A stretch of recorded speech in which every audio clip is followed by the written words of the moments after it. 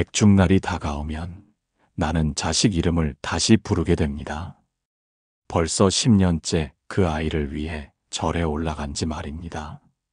새벽 첫 종소리가 울리면 법당 뒤편 작은 마루에 앉아 있습니다.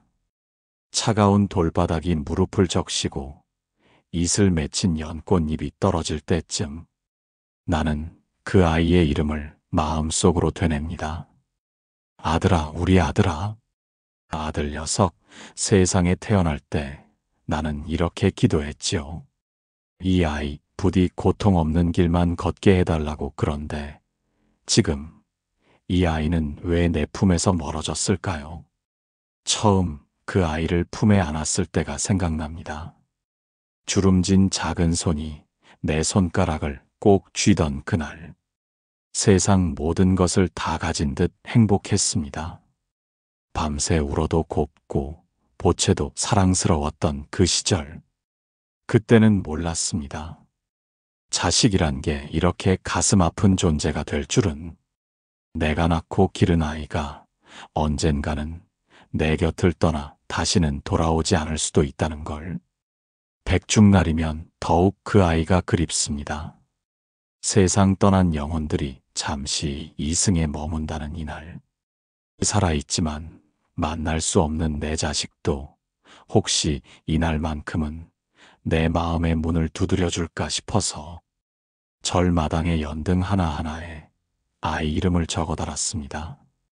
바람에 흔들리는 등불처럼 내 마음도 흔들립니다. 그 아이는 지금 어디서 무엇을 하며 살고 있을까? 밥은 제때 먹고 있을까? 아프지는 않을까? 어느 스님께서 말씀하셨습니다. 보살님, 자식은 잠시 맡아 기르는 것일 뿐 영원히 내 것이 아닙니다.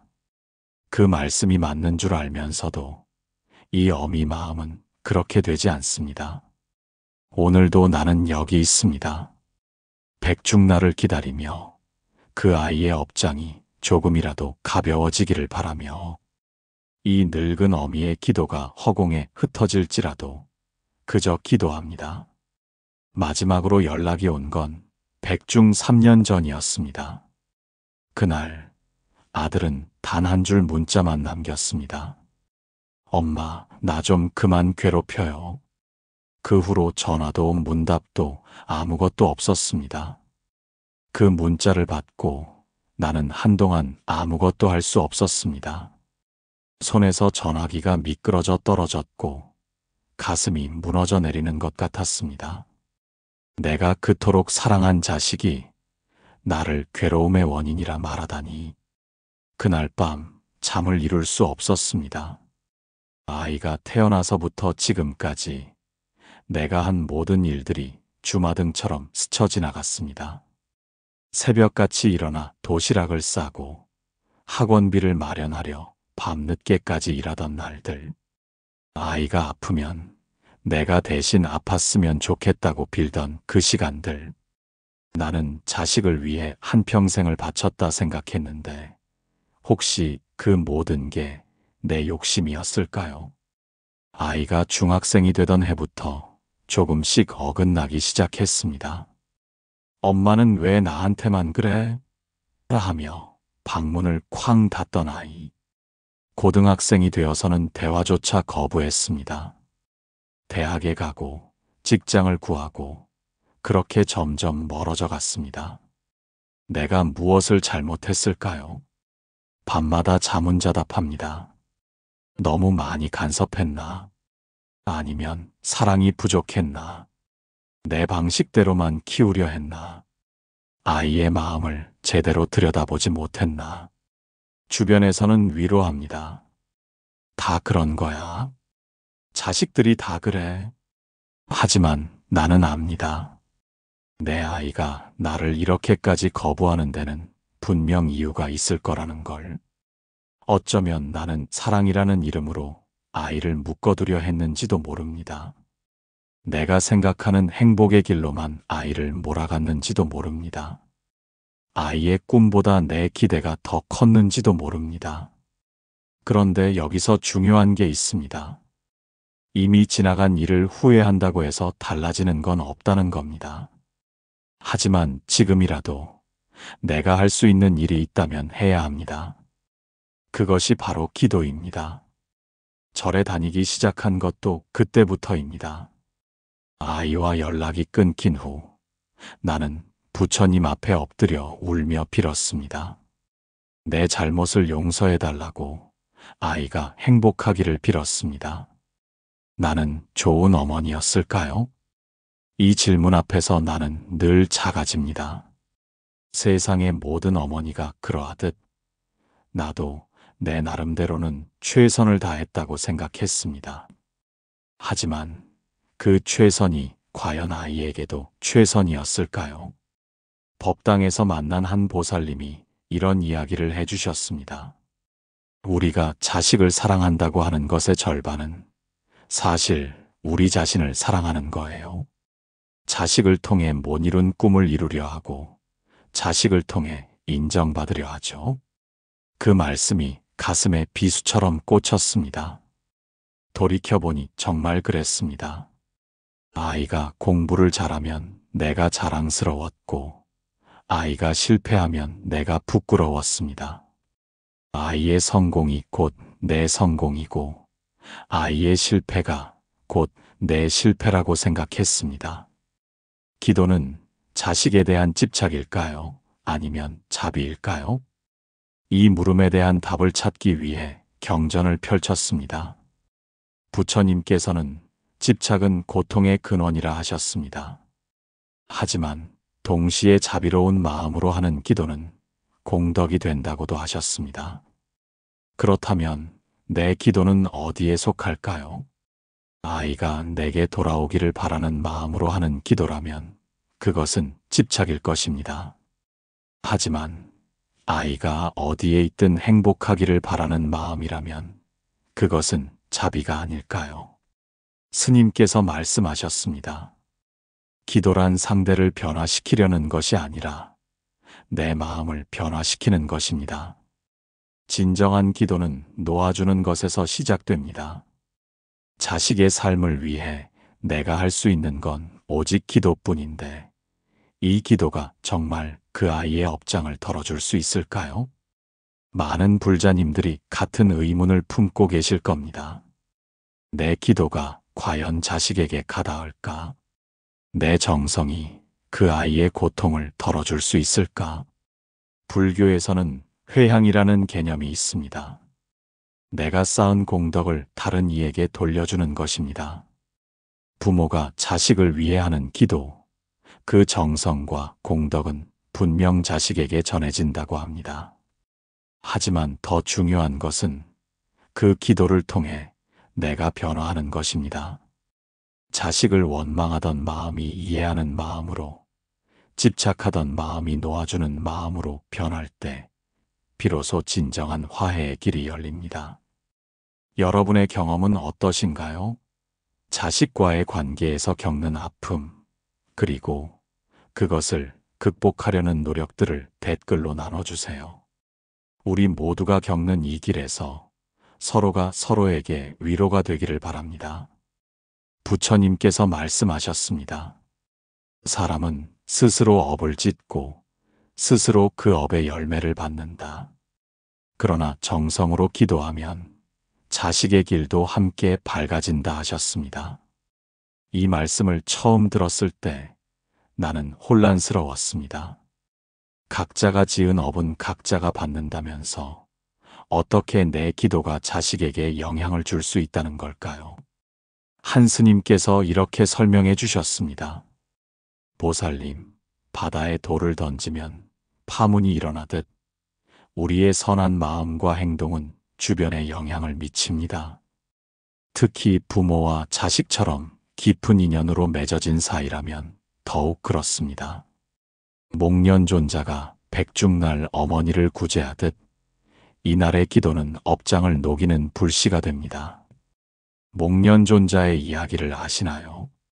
신통력이 뛰어났던 목련존자가 돌아가신 어머니를 찾아보니 아귀도에 떨어져 고통받고 계셨습니다. 아들은 어머니를 구하려 했지만 혼자 힘으로는 불가능했습니다. 부처님께서는 말씀하셨습니다. 백중날, 많은 스님들이 하한거를 마치는 이날에 공양을 올리고 기도하면 그 공덕으로 어머니가 구제될 것이다. 목련존자는 그대로 했고 어머니는 마침내 아귀도에서 벗어나셨습니다. 이것이 바로 백중날의 유래입니다.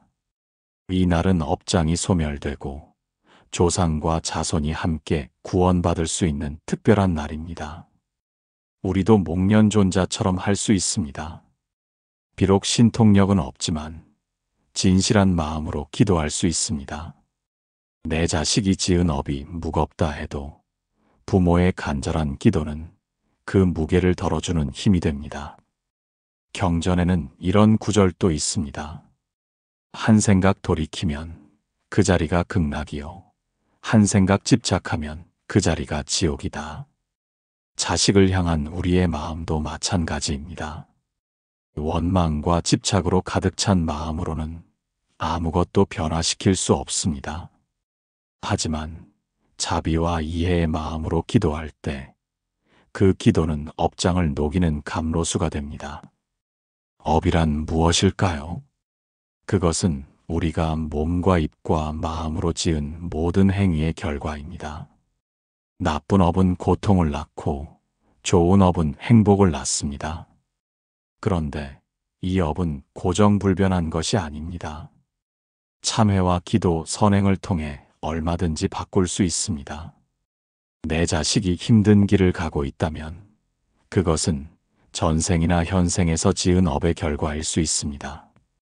하지만 부모의 기도는 그 업의 무게를 가볍게 해줍니다. 마치 무거운 짐을 함께 들어주는 것처럼. 나는 알았습니다. 자식의 고통을 내 기도로 대신할 수 없지만 그 아이의 업장을 녹이는 불씨는 내가 붙일 수 있다는 걸. 이 깨달음은 하루아침에 온 것이 아닙니다. 수많은 밤을 울며 지새우고 수많은 새벽을 기도로 맞이하며 얻은 것입니다. 처음에는 아이가 돌아오기만을 바라며 기도했습니다. 내게 다시 연락하기를, 예전처럼 엄마하고 부르기를 간절히 원했습니다.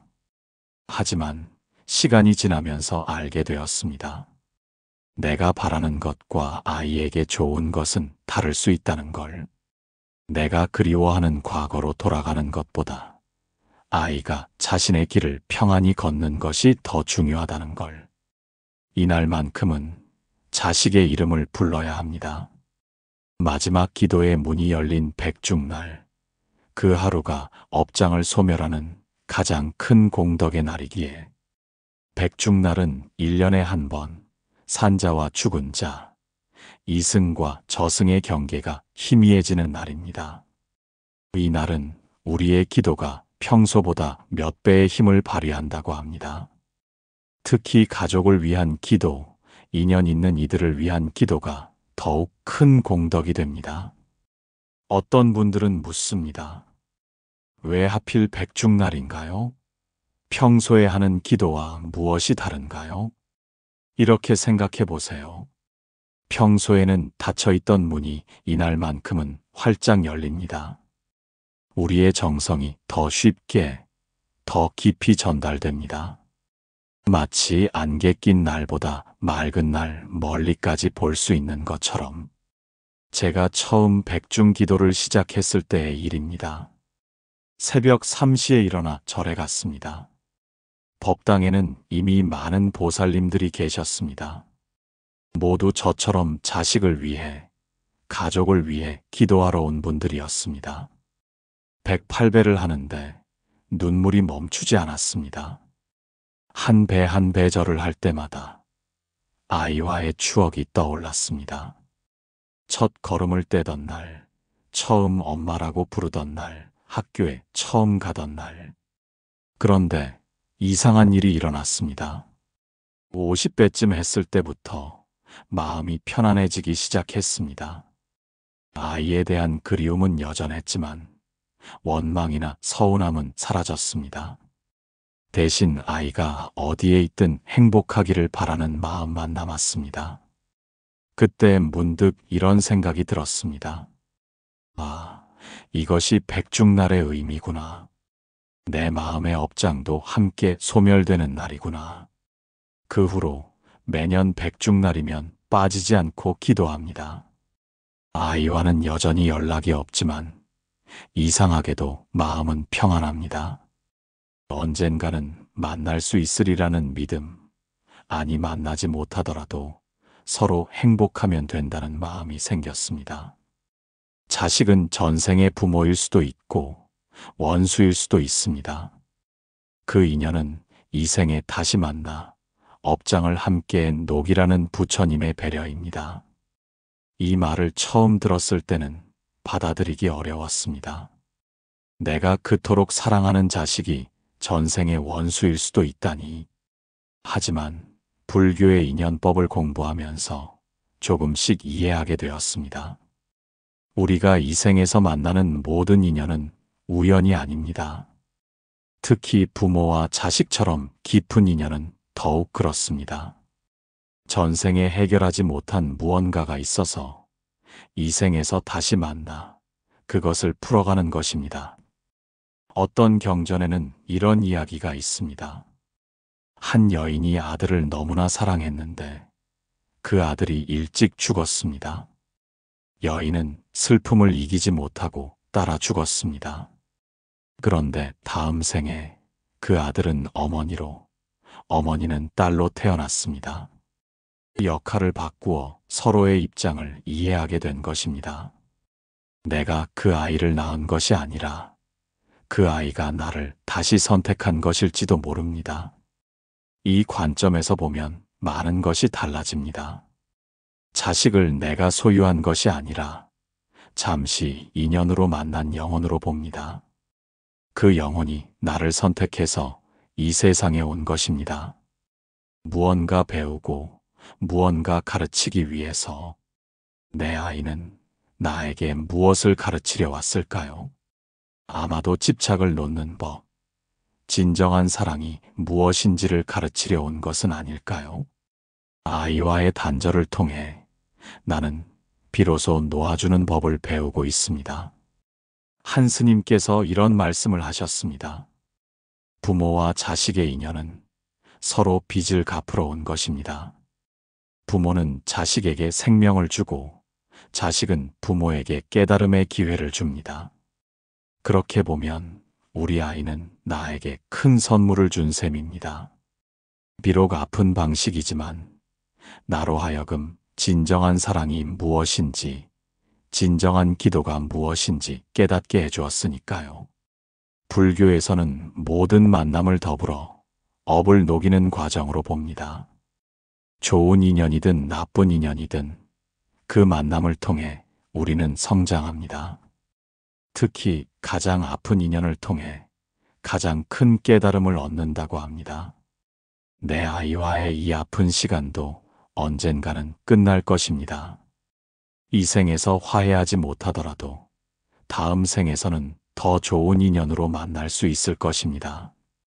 그때는 서로를 이해하고 아끼는 사이가 되어 있겠지요. 그래서 백중날의 기도가 더욱 의미 있습니다. 이 날의 기도는 단순히 이 생의 관계만을 위한 것이 아닙니다. 전생의 업을 녹이고 내생의 인연을 좋게 만드는 기도입니다. 백중날에는 이렇게 기도하십시오. 조용한 방에 자식의 이름을 3번 부르고 마음을 가다듬어 아래 진언을 외웁니다. 기도를 시작하기 전에 먼저 마음을 비워야 합니다. 자식에 대한 원망, 서운함, 그리움 이 모든 감정을 잠시 내려놓습니다. 맑은 물과 같은 마음이 되어야 기도가 힘을 발휘합니다. 새벽 시간이 가장 좋습니다. 세상이 아직 잠들어 있고 마음이 가장 고요한 시간.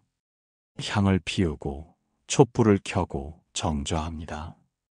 자식의 사진이 있다면 앞에 놓아도 좋습니다. 없다면 마음속에 그 아이의 모습을 떠올립니다. 먼저 자식의 이름을 부릅니다. 아, 아. 세 번을 부르되 간절한 마음을 담아 부릅니다. 이 부름이 허공을 뚫고 자식에게 닿기를 바라는 마음으로 기도진어노 마모가 바이로차나 마하 무드라 마니 파드마 츠바라 프라바르타야 훔. 이 진언은 광명진언입니다. 모든 업장을 소멸시키고 광명을 비추는 힘이 있다고 합니다. 21번 혹은 108번을 외웁니다. 처음에는 어려울 수 있지만 계속하다 보면 자연스럽게 외워집니다. 진언을 외울 때는 그 뜻을 생각하며 외웁니다.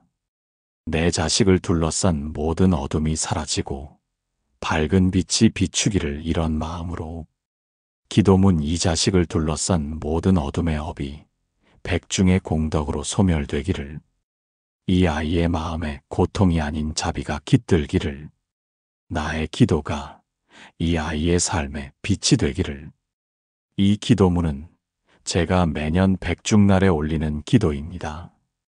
여러분도 이 기도문을 사용하셔도 좋고 자신만의 기도문을 만드셔도 좋습니다. 중요한 것은 진심입니다. 이 기도를 백중날 일출 무렵 3번 반복하십시오. 가장 정성스러운 마음으로 자식의 해탈을 염원하십시오. 기도가 끝나면 회향을 합니다. 오늘 제가 기도한 이 공덕이 모두 내 자식에게 돌아가기를 바랍니다. 이 공덕으로 그 아이가 모든 고통에서 벗어나 평안하기를 바랍니다. 그리고 마지막으로 참회를 합니다. 내가 알게 모르게 지은 잘못으로 자식에게 상처를 주었다면 부디 용서하여 주십시오. 내가 부족한 부모였음을 참회합니다. 이렇게 기도를 마친 후에는 평소와 다름없이 생활하시면 됩니다. 다만 하루 종일 자식을 생각할 때마다 행복하기를, 평안하기를 하는 마음을 보내주세요. 또 하나 중요한 것은 보시입니다. 백중날에는 자식의 이름으로 보시를 하면 그 공덕이 자식에게 돌아간다고 합니다. 큰 금액이 아니어도 됩니다. 정성이 담긴 작은 보시라도 그 의미는 큽니다. 절에 가서 자식 이름으로 연등을 달아도 좋고 어려운 이웃을 도와도 좋습니다. 중요한 것은 내 자식이 받을 공덕이라는 마음으로 하는 것입니다. 제가 아는 한 보살님은 매년 백중날이면 자식 이름으로 고아원에 쌀을 보냅니다. 또 다른 분은 무료 급식소에서 봉사를 합니다. 모두 자식의 이름으로 자식의 공덕을 위해서입니다. 기도는 한 번으로 끝나는 것이 아닙니다. 백중날뿐만 아니라 평소에도 꾸준히 해야 합니다. 하지만 백중날의 기도는 특별합니다. 이 날의 정성은 평소의 100배, 1000배의 효과가 있다고 합니다. 혹시 기도하다가 눈물이 나더라도 멈추지 마세요. 그 눈물이 업장을 씻어내는 감로수입니다. 가슴이 아프더라도 계속하세요. 그 아픔을 통해 자식의 아픔도 함께 녹아내립니다. 기도를 마친 뒤 나는 자식의 사진 앞에 국화를 놓았습니다. 그리고 말했습니다. 아가야, 미안했다. 미안하고 사랑한다. 흰 국화를 고른 데는 이유가 있습니다. 흰색은 모든 것을 정화하는 색이고 국화는 절개와 기다림을 상징하는 꽃입니다. 내 마음도 이 꽃처럼 깨끗해지기를, 그리고 끝까지 기다리겠다는 의미를 담았습니다. 사진 속 아이는 여전히 웃고 있습니다. 20살 생일날 찍은 사진. 그때만 해도 우리 사이가 이렇게 될 줄은 몰랐습니다. 케이크 앞에서 환하게 웃던 그 아이가 지금은 어디서 무엇을 하며 살고 있을까요? 그날 처음으로 나는 울었습니다. 그 아이를 향한 미움이 아닌 기도로 말입니다. 그동안 참았던 눈물이 본물처럼 터져나왔습니다. 서러워서가 아니라 미안해서 울었습니다. 그동안 내가 얼마나 자식을 내 뜻대로 움직이려 했는지, 얼마나 내 욕심을 사랑이라 포장했는지 깨달았기 때문입니다. 아가야, 엄마가 미안해. 너를 너답게 살게 하지 못해서 미안해. 내 마음을 제대로 들어주지 못해서 미안해. 내 방식대로만 사랑해서 미안해. 한참을 울고 나니 마음이 한결 가벼워졌습니다. 그동안 가슴을 짓누르던 무거운 돌덩이가 조금씩 녹아내리는 것 같았습니다. 그때 문득 이런 생각이 들었습니다. 아, 이것이 진정한 참회구나. 상대방에게 용서를 구하는 것이 아니라 내 마음의 때를 씻어내는 것이구나. 눈물을 닦고 다시 사진을 보니 아이가 다르게 보였습니다. 더 이상 나를 떠난 원망스러운 자식이 아니라 자신의 길을 찾아 떠난 독립적인 한 인간으로 보였습니다. 그래, 네가 행복하다면 그걸로 됐어. 엄마는 여기서 너를 응원할게. 힘들 때 기댈 곳이 필요하다면 언제든 돌아와. 하지만 돌아오지 않아도 괜찮아. 내가 선택한 길을 믿어. 이렇게 마음속으로 아이에게 말했습니다. 신기하게도 그 순간 가슴 한구석에서 따뜻한 것이 올라왔습니다. 사랑이었습니다. 조건 없는, 대가 없는 순수한 사랑이었습니다. 국화 향기가 은은하게 퍼졌습니다. 그 향기를 맡으며 생각했습니다. 이 향기가 바람을 타고 아이에게 전해지기를, 내 마음이, 내 기도가 이 향기처럼 아이를 감싸기를. 그 후로 매주 새 국화를 사다 놓습니다. 시들면 바꾸고 또 바꿉니다. 이것이 내가 할 수 있는 작은 정성입니다.